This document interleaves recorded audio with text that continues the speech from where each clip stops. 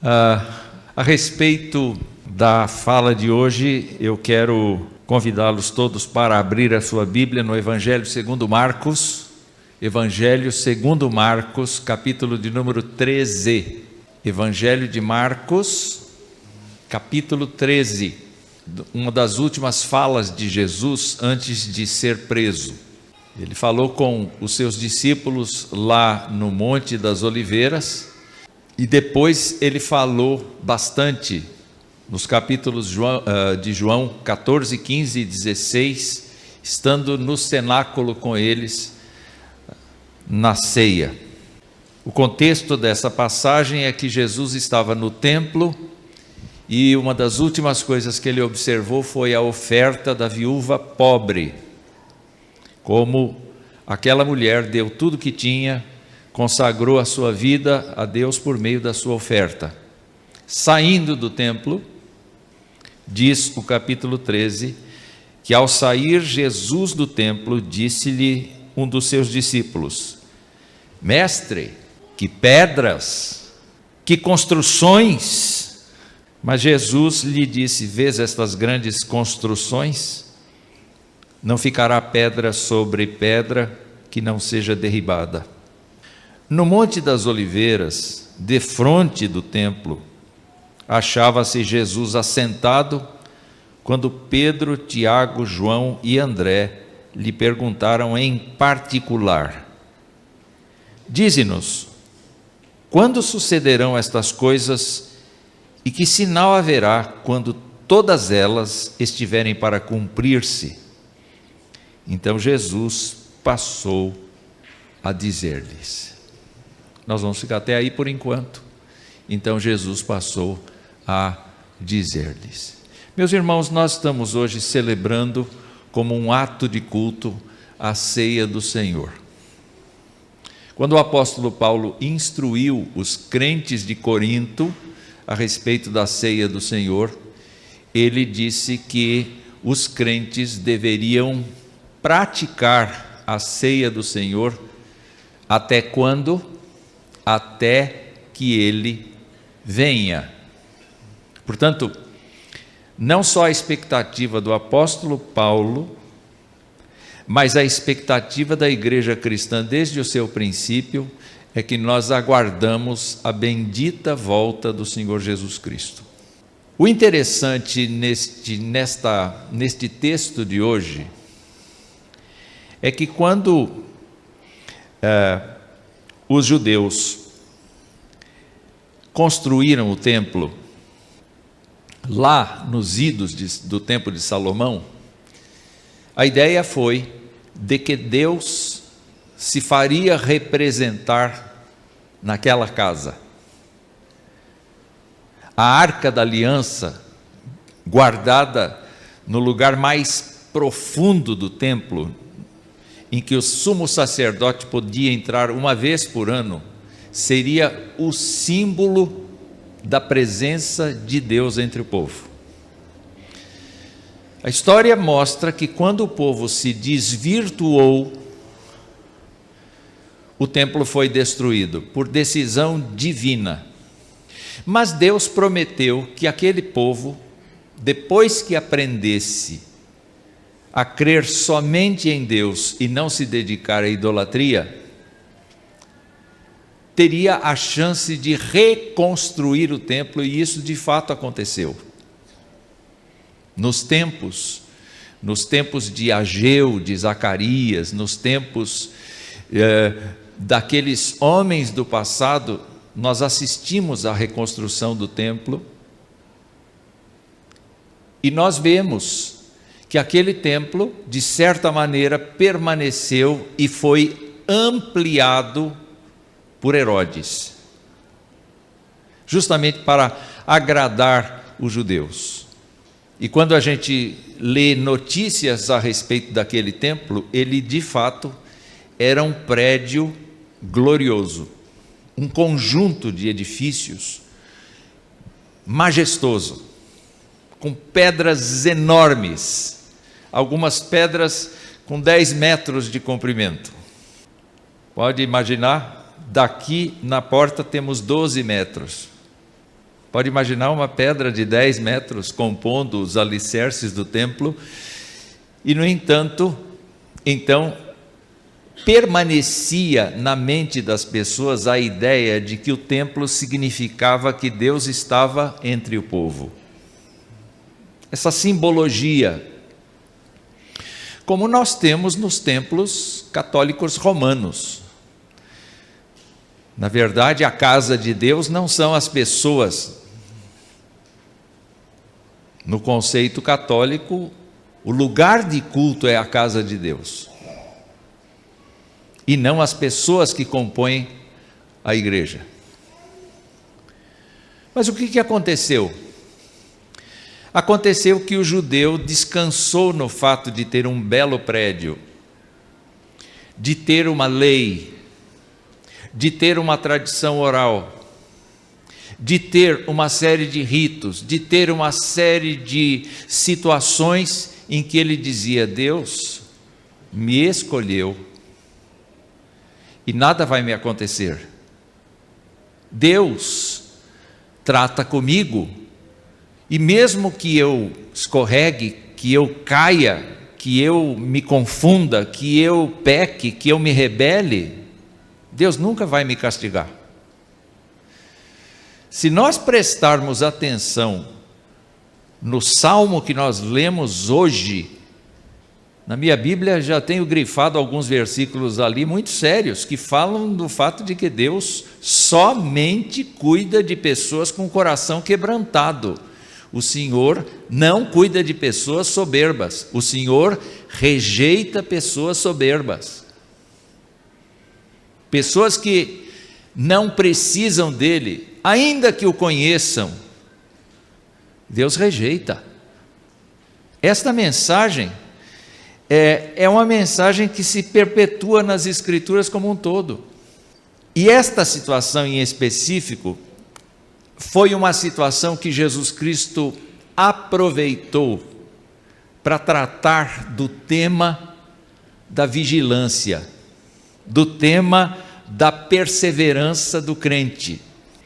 E ele, claro, profetizou aqui, mas ele não profetizou aqui sozinho. Ele profetizou aqui confirmando profecias feitas por Daniel, por Isaías, por Ezequiel e por Daniel. Já falei Daniel antes? Falei 2 vezes? Eu gosto dos Daniéis. Eu tenho um neto com o nome de Daniel. Bonito nome.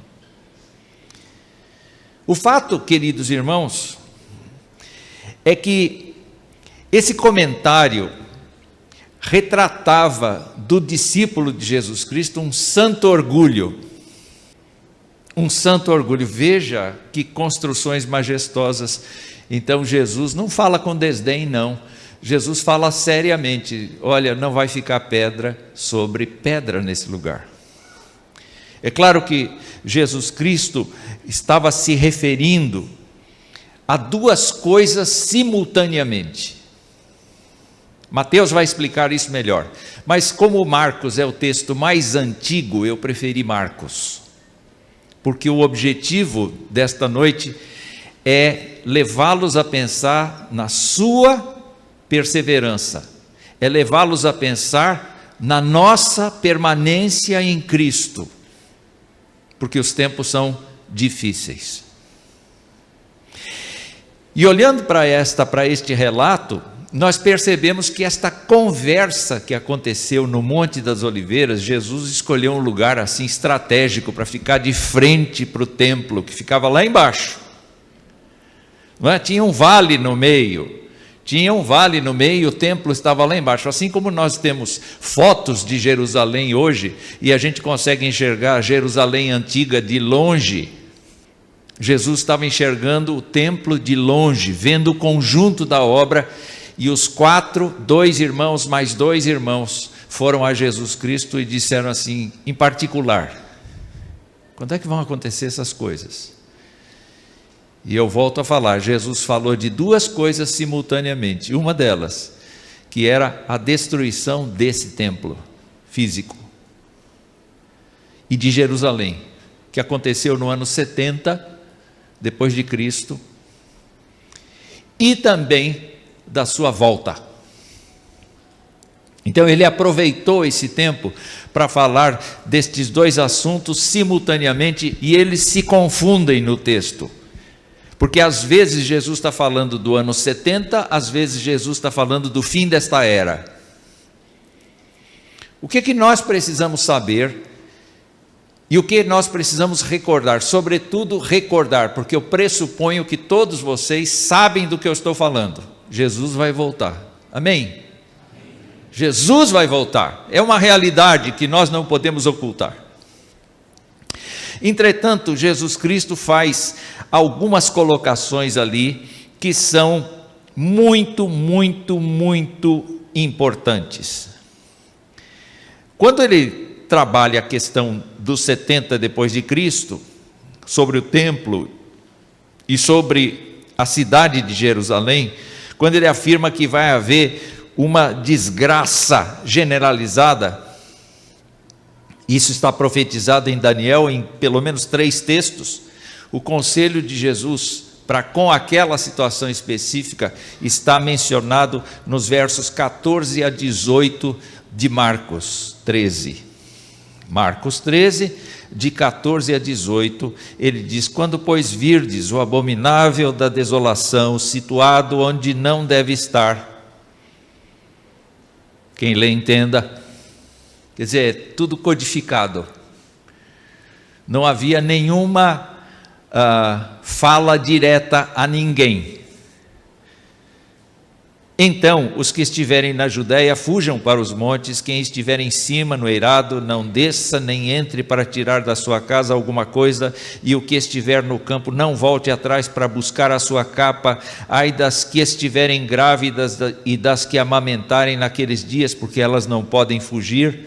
Orai para que isso não suceda no inverno, porque aqueles dias serão de tamanha tribulação como nunca houve desde o princípio do mundo que Deus criou até agora, e nunca jamais haverá. Então seria uma situação absolutamente terrível, e Jesus Cristo estava profetizando isto. Os discípulos disseram: senhor, vê que templo maravilhoso. Falei: pois é, vocês não conhecem a história e vocês não sabem onde é que ela vai dar, mas eu afirmo a vocês, tudo vai ser destruído, e quem estiver por perto, fuja, para não ser morto naquela ocasião. Pois bem, simultaneamente, então, Jesus agora trabalha os fatos relativos aos últimos dias. E o último dia é uma expressão bíblica que vai designar o período de tempo entre o Senhor Jesus Cristo, a sua vinda e a sua volta. Paulo viveu os últimos dias. Nós estamos vivendo os últimos dias. Nós estamos na era da graça, e esta era da graça são os últimos dias. Entretanto, quando olhamos para o texto aqui, nós vemos algumas situações que nós precisamos levar em consideração. A primeira coisa que precisamos levar em consideração é lembrar uma frase de Jesus Cristo que diz que o mundo jaz no maligno.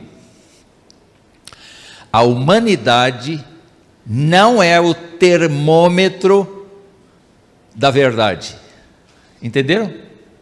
A moral da humanidade, os propósitos nobres da humanidade, a despeito de Deus ainda ter um resto da sua imagem e semelhança no homem natural, não é o termômetro para conhecermos a vontade de Deus. E nenhum de nós crentes em Jesus Cristo pode depender do que pensa de como caminha a humanidade para chegar naquele dia e receber o bem-vindo de Jesus. Cada um de nós tem que caminhar, como Jesus ensinou, por um caminho estreito, cheio de complicações, cheio de situações complexas, difíceis, cheio de decisões a favor da obediência a Deus e contrário à obediência ao mundo. Os nossos caminhos se separam. Apesar de nós sermos vizinhos de grandes figuras, apesar de nós termos, de irmos para a faculdade e aprendermos as teorias de grandes pensadores, de grandes estudiosos, o nosso caminho se separa por uma coisa chamada salvação, por uma coisa chamada conversão, por uma coisa chamada regeneração, que vem da parte de Deus. E como o mundo jaz no maligno, qual é a recomendação de Jesus Cristo para aqueles 4 homens?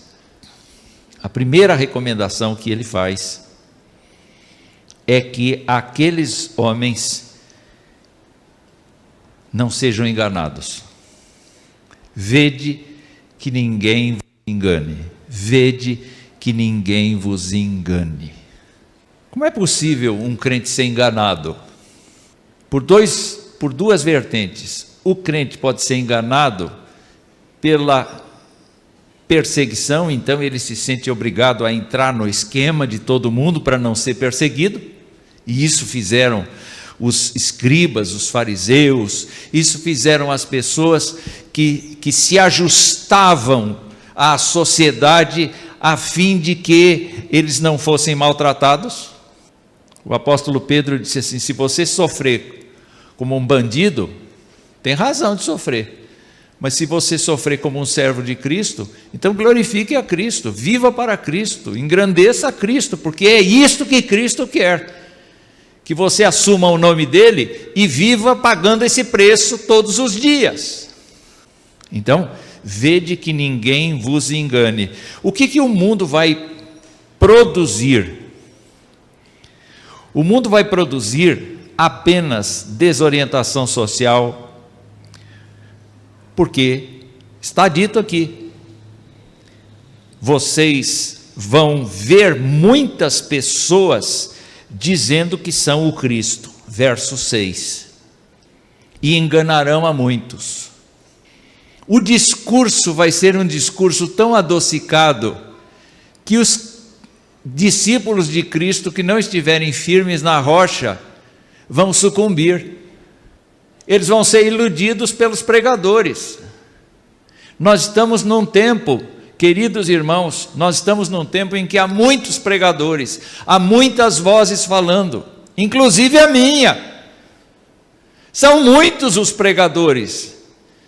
E o Senhor avisou que isso aconteceria. O Senhor avisou que haverá uma multiplicação de discursos. A palavra da moda hoje. Haverá uma porção de narrativas. Em quem acreditar? Em quem confiar? Quando a Bíblia fala destas pessoas, fala de um comportamento piedoso, externamente. O apóstolo Paulo fala na segunda carta a Timóteo, no capítulo 3, que as pessoas serão absolutamente desonestas diante de Deus, impuras diante de Deus, mas elas terão aparência de piedade. Paulo fala do fato de que Deus vai permitir o espírito do erro. As pessoas serão iludidas e quererão viver aquela coisa que está sendo aprendida por meio dos pregadores. E eu me assusto com isso.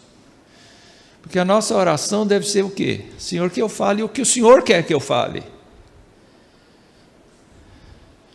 Me dá discernimento para não levar o meu povo a pecar contra ti, porque é esta a acusação que a Bíblia faz a respeito dos profetas.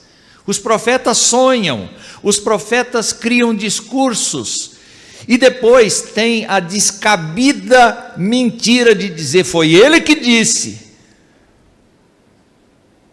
Não foi ele que disse. Deus fala por Jeremias, Deus fala por Ezequiel: o profeta que tem um sonho, só diga: eu sonhei. Não diga: ele disse. Mas os profetas estão cada vez mais se aventurando a dizer: o Messias sou eu. Eu tenho a resposta. A minha igreja é a que salva, o resto não salva. A minha doutrina é que vai levar você para o céu, não a doutrina da Escritura. E nós sabemos com toda clareza que nenhuma igreja, nenhuma denominação, nenhuma é perfeita. Nenhuma, nem esta, porque ela é composta de trigo e de joio, e Deus discerne quem é o trigo, e Deus discerne quem é o joio. Nós não discernimos, nós nos iludimos.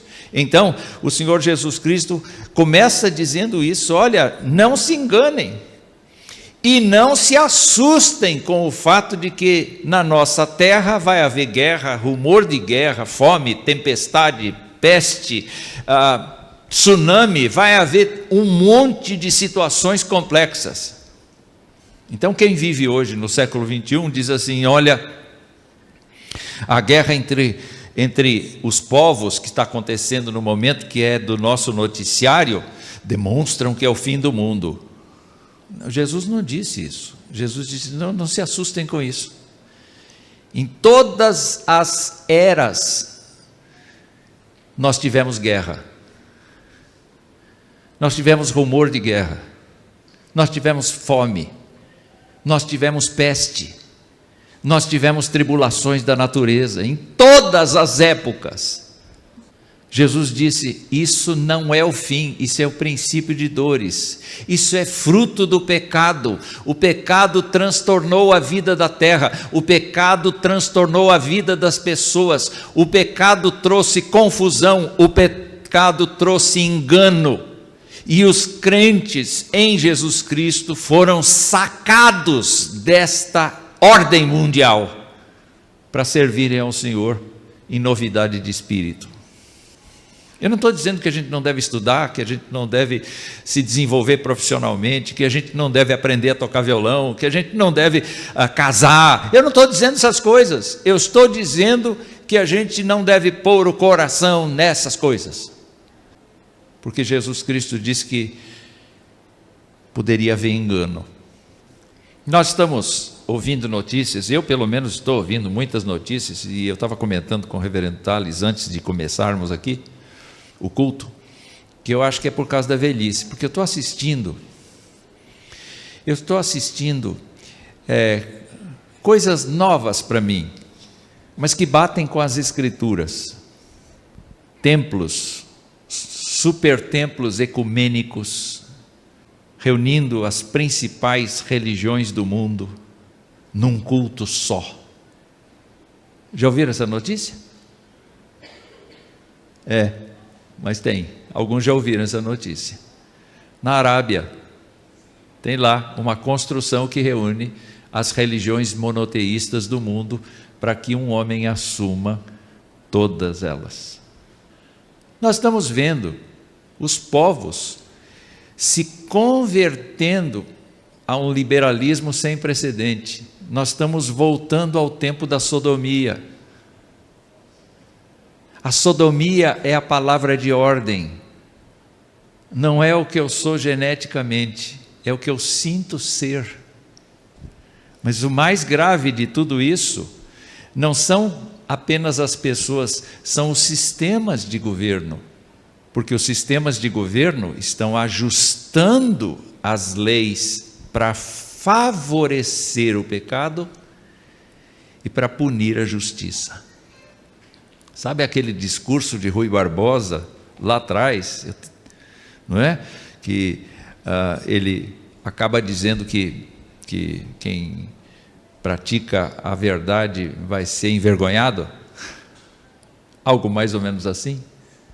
Pois é, nós estamos caminhando a passos muito largos e rápidos, exatamente para que o crente em Jesus Cristo seja posto atrás das grades, por falar a verdade, por viver o Evangelho, por seguir a Deus, por admitir a existência de Deus, por confiar na volta de Jesus Cristo. Nós estamos vivendo um tempo em que as leis vão nos condenar por pensarmos assim. E vocês estão acompanhando a história do Brasil, e vocês estão vendo o nosso país, que comemora mais um aniversário de independência, e vocês estão vendo a céu aberto, que os discursos mudam conforme a verba. Eu me opunha, agora, bem, não é bem assim, não é? E por trás disso está o suborno, por detrás disso está a verba, para que a pessoa grave o seu nome na história como o benfeitor da sua região. Sabe? É princípios e valores, 0.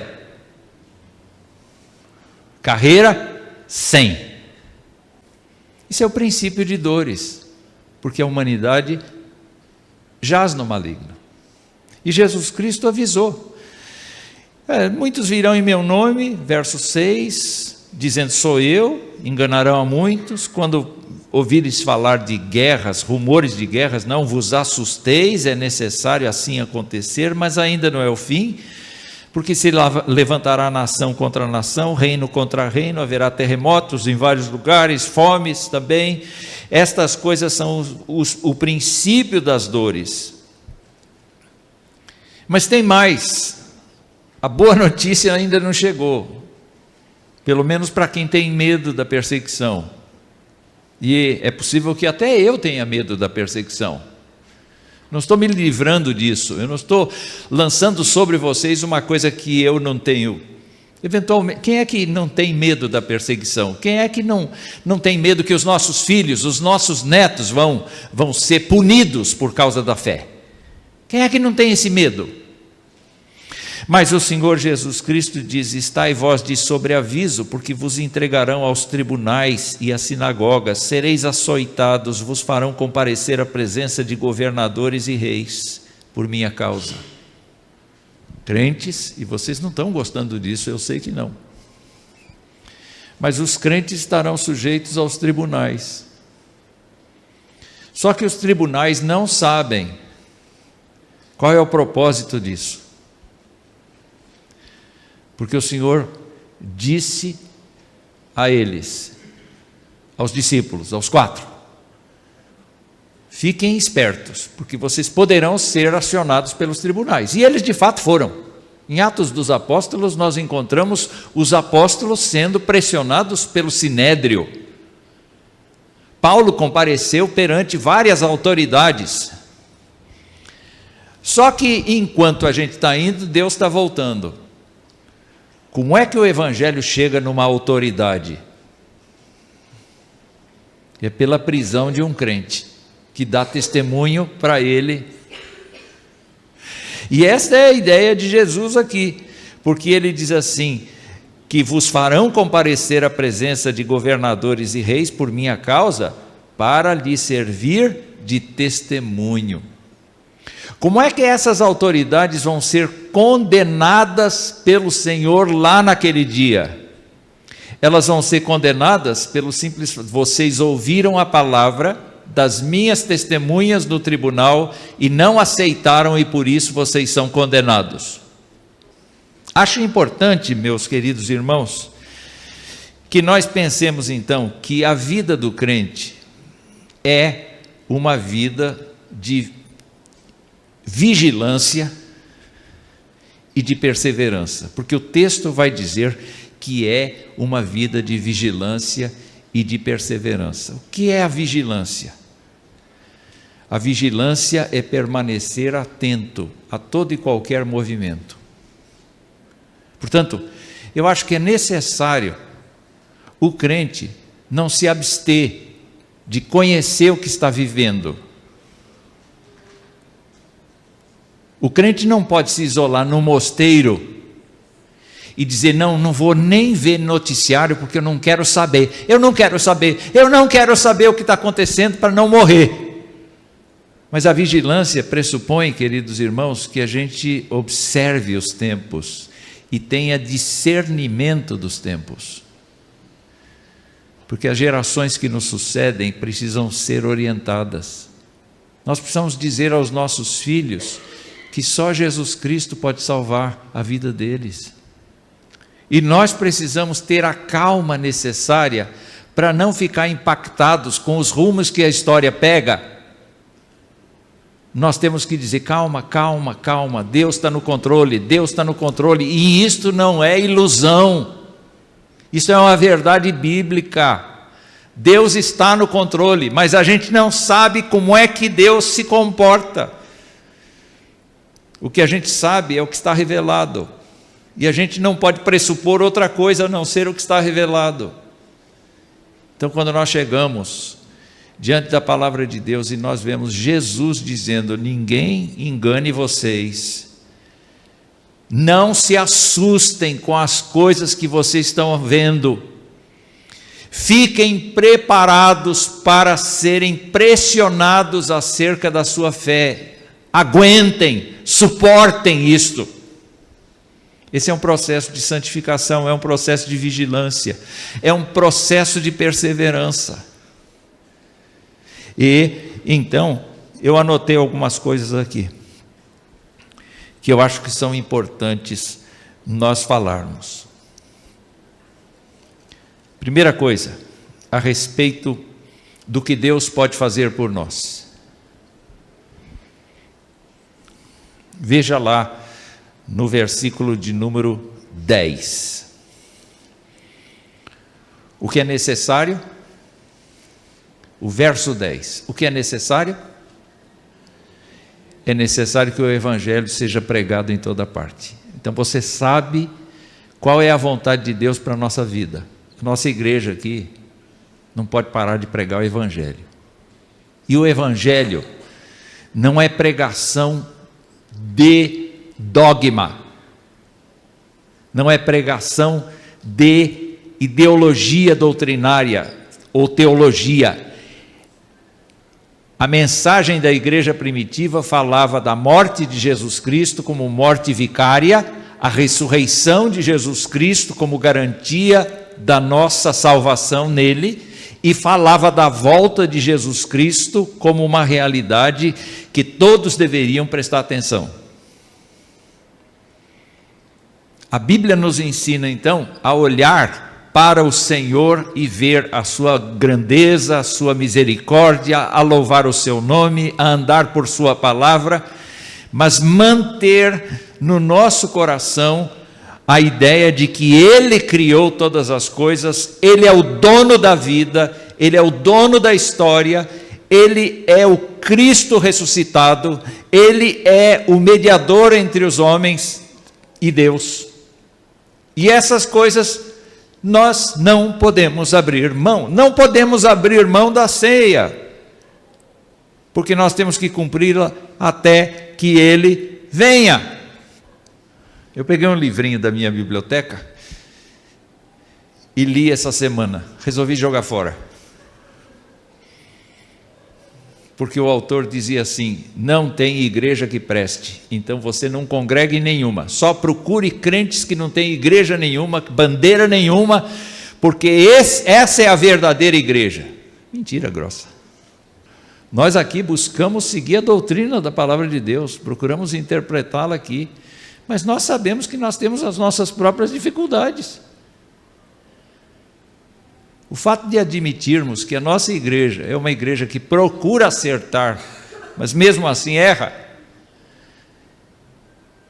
é uma coisa importante para a gente saber que nós estamos caminhando segundo a graça de Deus, mas ao mesmo tempo com falhas.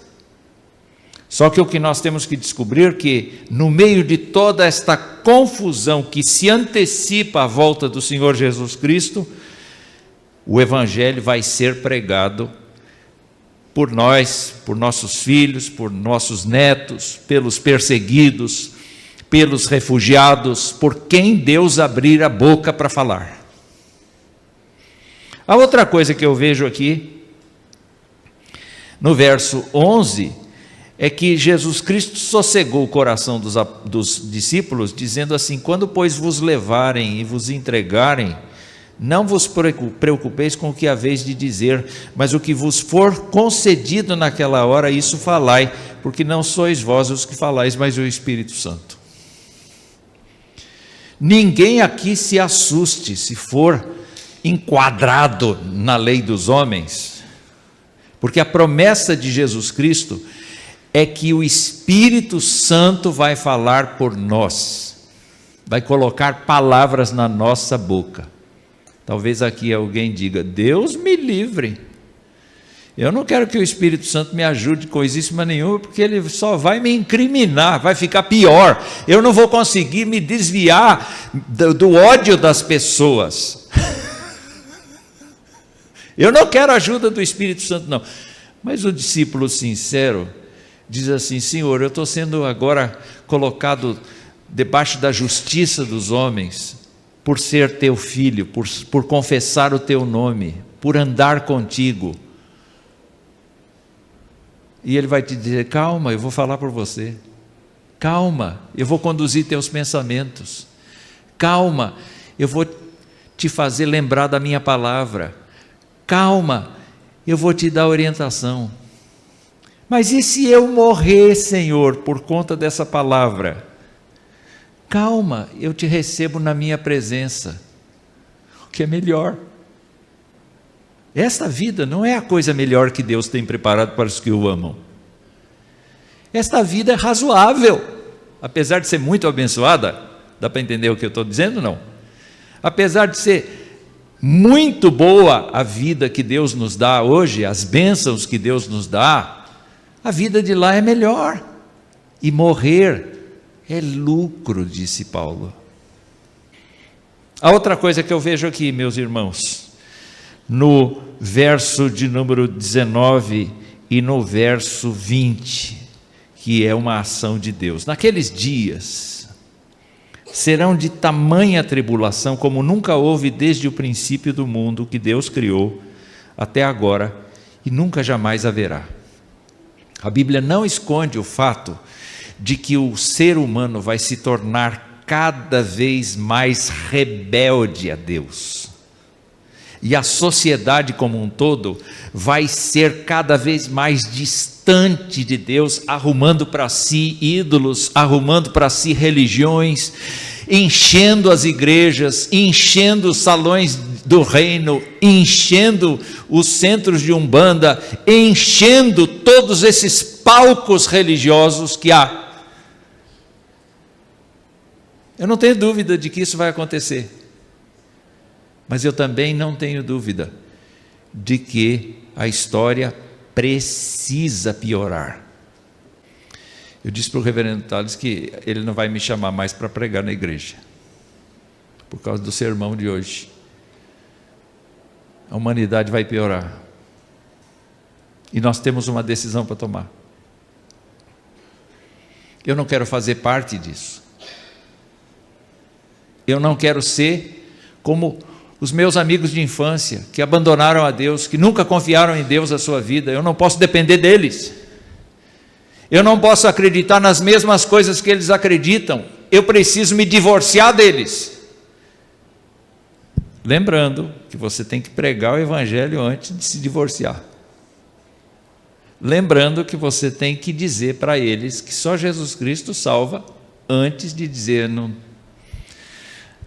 nossos pensamentos não batem mais. Lembrando que nós não devemos nos divorciar da sociedade para viver inseridos nela, porque nós somos sal e luz, mas não adotar as suas ideias. Essa é a separação que a gente tem que fazer.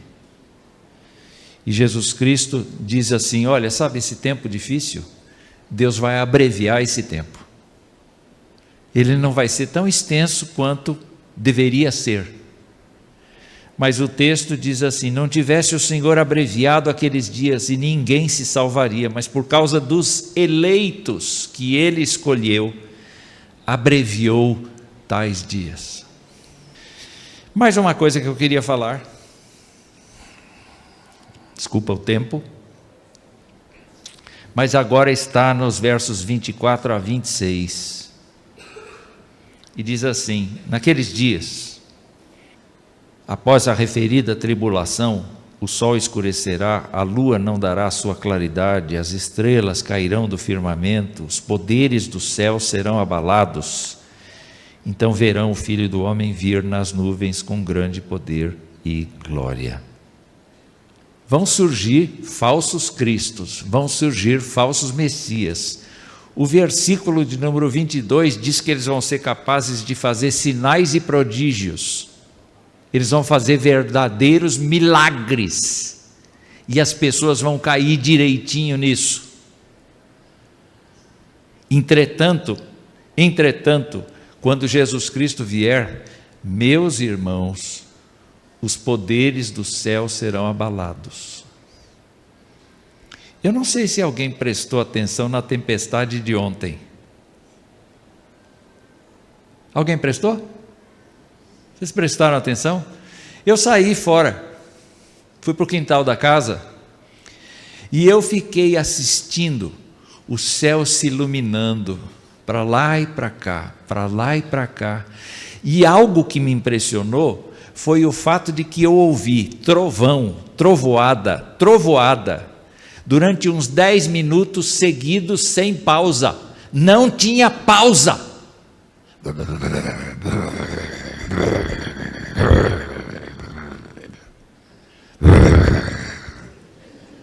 Aí eu virei para Esther e disse assim: Esther, será que Jesus está voltando? Ô glória! E se ele estiver voltando agora? Porque é isso que vai acontecer. Um falso Cristo não será capaz de imitar o verdadeiro Cristo.